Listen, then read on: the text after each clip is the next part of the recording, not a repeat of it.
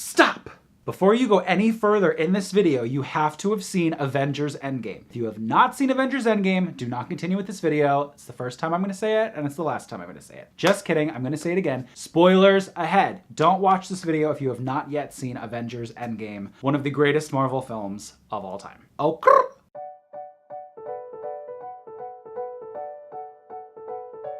JosharooTube. Hi guys, welcome to JosharooTube. I am very excited today, decked out in my Captain America garb. I can't even believe it's time to talk about this movie already. I'm still so overwhelmed. I said it before, I'll say it one more time. There are gonna be spoilers galore in this video. So if you have not seen Avengers Endgame yet, do not proceed. You have to see this movie before you watch this video. The reason why is because this movie is so epic, and if you haven't seen all the movies that come before it, it's just gonna ruin your entire viewing experience. And I don't wanna do that. So make sure you watch all the movies before you watch this. Okay, there's a lot to say and not a lot of time to say it, so I'm gonna try to talk fast. So over on Instagram, I asked if you guys would rather have a longer, more thorough review video or something short and sweet. So what I'm gonna do is I'm gonna try to find a happy medium, but I'm definitely gonna be going over the good, the epic, and the not so epic. Plus a few questions that I have and maybe some predictions for future MCU films. As much as I wanna try, there's really no easy way to talk about the entire film like in order of events, so I'm gonna be hopping around. It's gonna be a little bit chaotic, but so is the movie. There was so much that happened. It's just gonna be me today doing this review. The roommates wish that they could be here, but they are all still sobbing their eyes out, except for Joanne, who robbed the bodega downstairs and will be spending a few days in, you guessed it, prison. So I don't know about you guys, but I prepped for this film by rewatching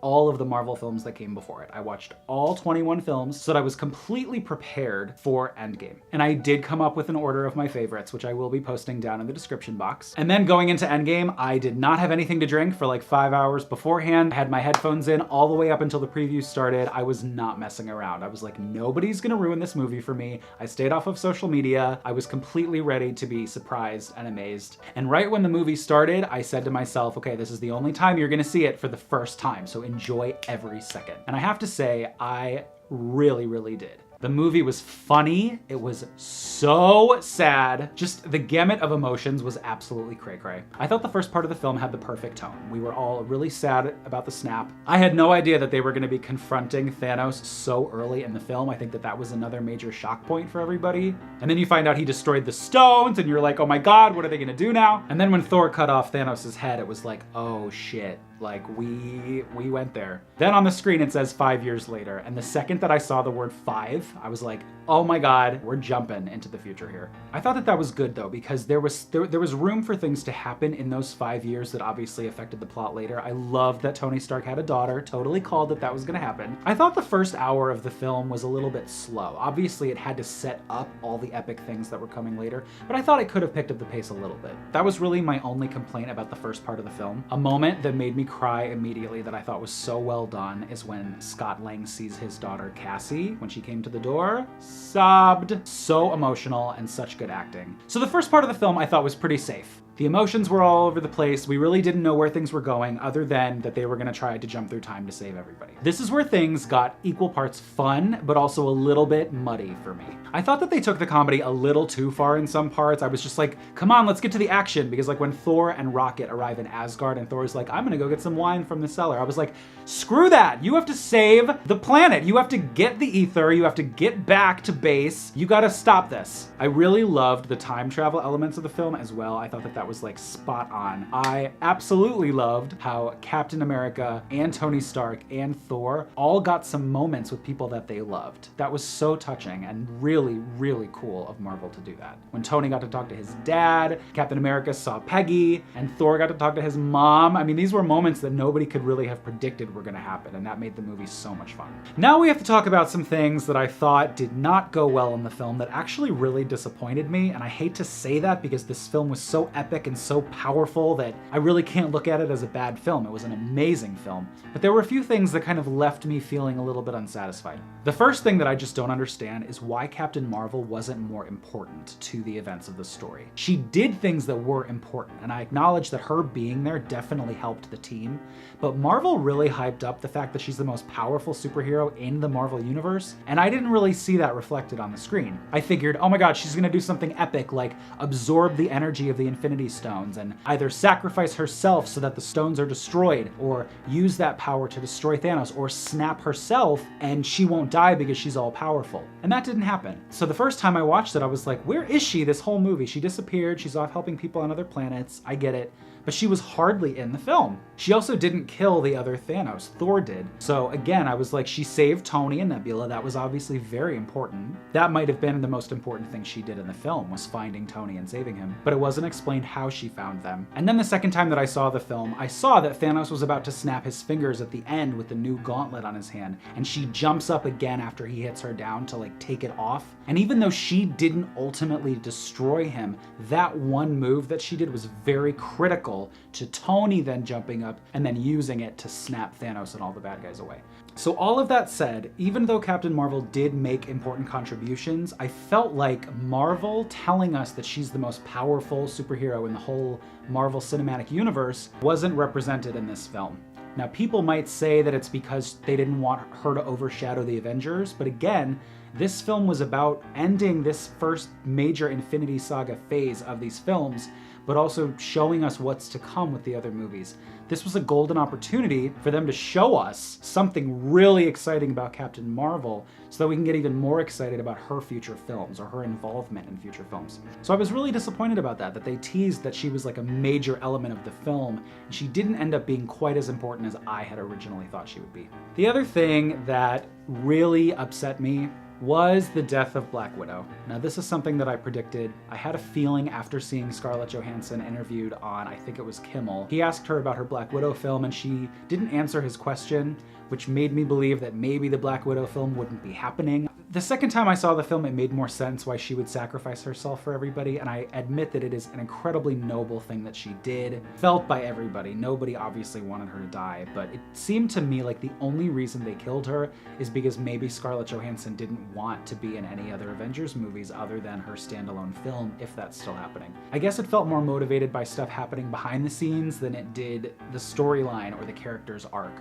I really did enjoy that Hawkeye and Ant-Man majorly stepped up in this film, and they had a lot of things that they did that were exceptionally important to the Avengers' success. But it was disappointing that we didn't get to see Black Widow really help with the fight in the end. I really wish that she could have been a part of that. And if she's really gone like they say she is, it's just very disappointing that she didn't really get her final fight. I mean, she fought in the war on Wakanda, but it's also like she wasn't a part of the ultimate war, and that was just kind of sad for me.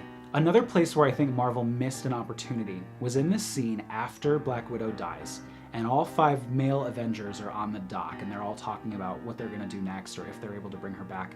And Hawkeye says to Thor, if you wanna go talk to the red guy, be my guest. They missed the opportunity of having Hawkeye say that and having Captain America look at him like he realizes where the Red Skull went. Because he never figured it out at the end of Captain America the First Avenger where the Red Skull was beamed up to at the end of their fight. Didn't need to be a big deal, but it could have been a nice moment of like, oh, so that's where he went and he's still alive.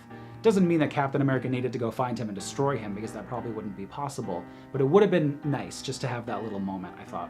Where I think that everybody getting snapped back could have been a little bit stronger is after Bruce Banner does the snap, bringing everyone back. I think immediately after that, we should have seen the spaceship up above destroying the Avengers headquarters, because by seeing Clint Barton's wife, Laura, call him, we knew that everybody got snapped back. And the moment when we actually see them come back through the portals would have been even more powerful if we weren't sure if it worked. Or if anything, they should have taken out the phone vibrating and Hawkeye realizing that his wife was alive. They should have just had Scott Lang walking toward the window, seeing a beautiful day outside, hearing the birds, thinking that perhaps it worked. And then if it cut right to the spaceship shooting up the headquarters, it would have made us wonder, oh my god, did it actually work, or did there just happen to be birds outside the window? Okay, let's get to the epic stuff now. So we all know the most epic part of the film, I think. I think there were 2 really epic parts that just made the audience like scream. My favorite part of the film is obviously the unbelievably epic battle that happened at the end. The theater that I was in erupted when Captain America caught Thor's hammer. It was the coolest moment.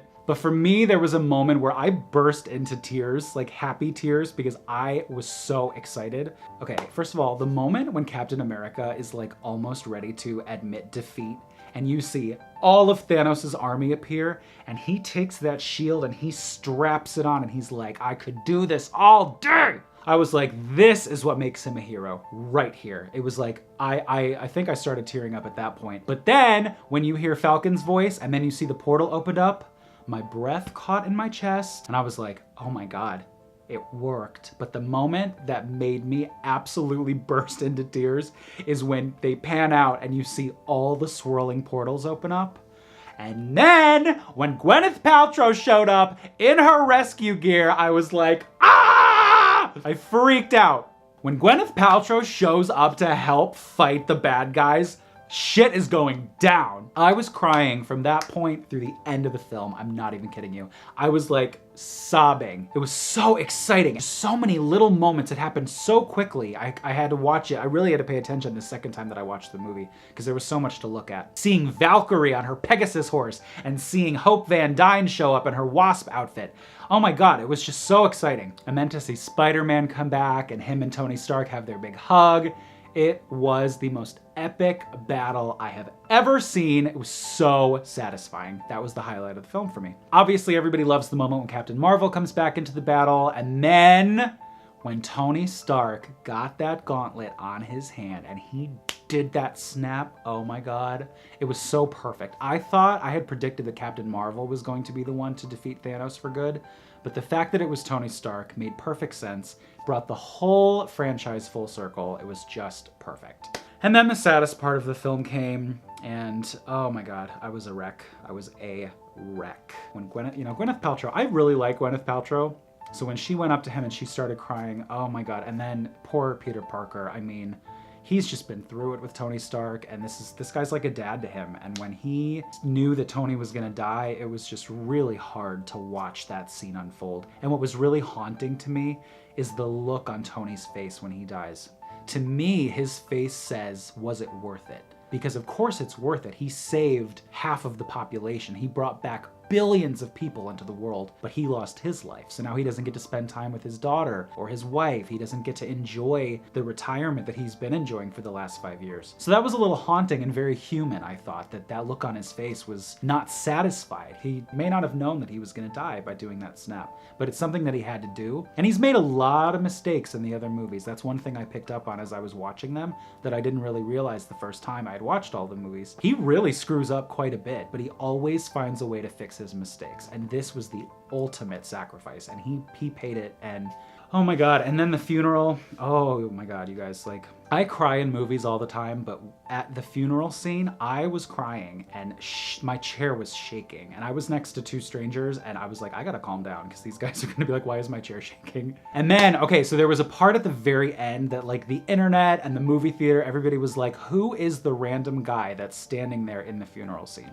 I knew who he was, so that made me cry even more. If you've seen Iron Man 3, there's this young kid named Harley who helps Tony Stark when Tony crash lands in another state after his house is blown to bits by the villain of the film. And this kid is a bit of a prodigy as well. He's good at building things, he's very smart. And he helps Tony get back on his feet because Tony's suit isn't really functional anymore. And then at the end of the film, because Harley helped him, Tony gives him a whole new lab and all this new equipment and a car, I think, and all this cool stuff. And the kid, whose real father had left the family, is so excited to see that he has a lab. And the rapport that they had in the film was really good. That kid is the kid who shows up at Tony's funeral. It was such a beautiful moment because Tony has been helping other people and also young people throughout all of the films. And this was a kid who he obviously made a very big impact on. I'm getting choked up now just thinking about it, but Harley really valued Tony, and Tony was a big part of his life, even though he was only kind of a blip on the screen and they only knew each other for maybe a few days. He probably followed Tony's career after Tony left, and they might have kept in touch. So it was just very touching. And then when Happy was talking to Morgan about cheeseburgers, he got choked up. That made me cry. It was just, there was so much. And you know, it really did feel like the end of the series. It felt like things were coming to a close. And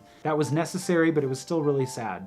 And like Tony says in the movie, part of the journey is the end. And that's a hard truth to swallow, but it was kind of necessary, I guess. One of my predictions for future films is that Morgan might end up being as much of a genius as her dad. And if he left her a fully functional lab in the garage, she's gonna be tinkering immediately so that she can be like her dad. One of my hopeful predictions is that Tony created an AI version of himself to be there, or like a Jarvis version of himself, so that if Morgan needs guidance, he can be there for her from beyond the grave. I really hope that that happens. However, Gwyneth Paltrow has said that she's not going to be in any future movies, so that might mean an end to the Stark family story.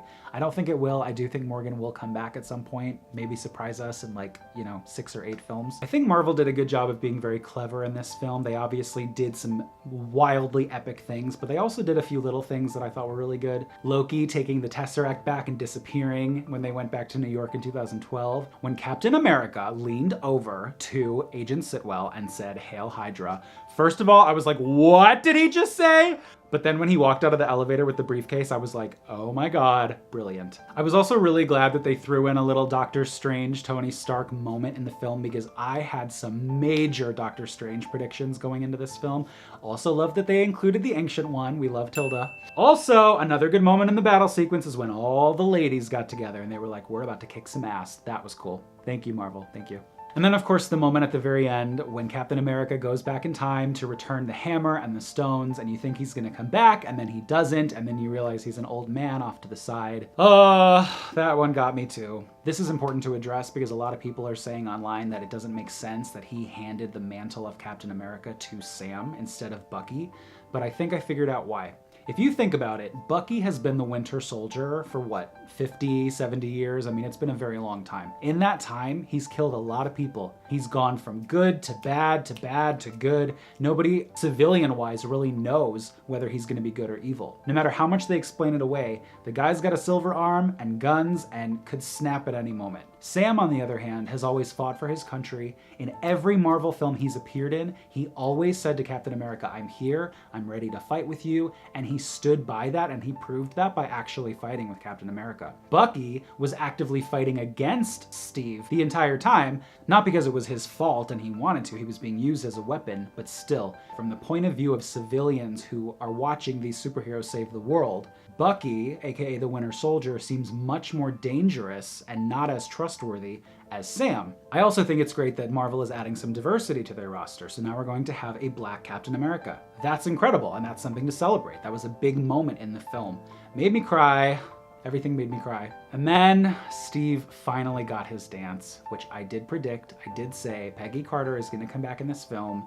It just seemed inevitable, and I'm really, really glad that they finally got their dance. And then there was no bonus scene, which was disappointing, but it made sense. I think that's everything. I don't even know if I covered it all, but oh my God, I loved this movie. I hope you did too. I think it was extraordinary in every way. It was everything I could have hoped for in the last Avengers film of this particular phase, and they've set the bar really high. I don't know how they're ever gonna top this. I don't think they're ever gonna be able to. I totally predicted it was gonna be the biggest opening weekend of all time for a film ever, and it was. I enjoyed every second of rewatching all the Marvel films. They are masterpieces, and this film, Endgame, was just above and beyond. It was so electric and amazing. And the best part is that this was a moment in time for us, and our generation got to see this film the weekend it came out. I mean, we're very lucky. I appreciated the hell out of it. What did you think of this film? Let me know. I would love to continue talking about it. I love hearing everybody's opinions because a lot of people have very different opinions about how certain things happened in this film, and I think it's kind of fascinating. Some people said that certain characters shouldn't have died or certain storylines didn't make sense. Some people said that the time travel element to the film was totally bonkers and that they didn't follow their own rules of time travel. If you enjoyed this video, you know exactly what to do. Give it a little like, share it with somebody who you think might enjoy it. And as always, we can continue the conversation here or on Instagram at Josharoo. And whatever you do, have an absolutely marvelous day. I can't snap for shit.